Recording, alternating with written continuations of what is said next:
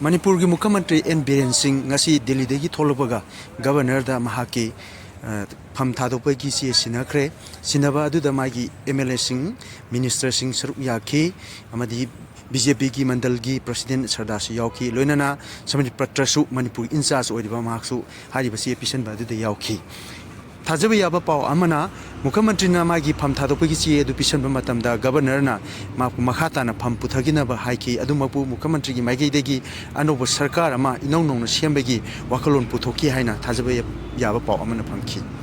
nakal amaronda Mukhyamantri na governor gi da si pisan ba satpa aduda yamlaba media gi person wai MLA andagi minister sing tholakpa ngairi Mukhyamantri na tholakpada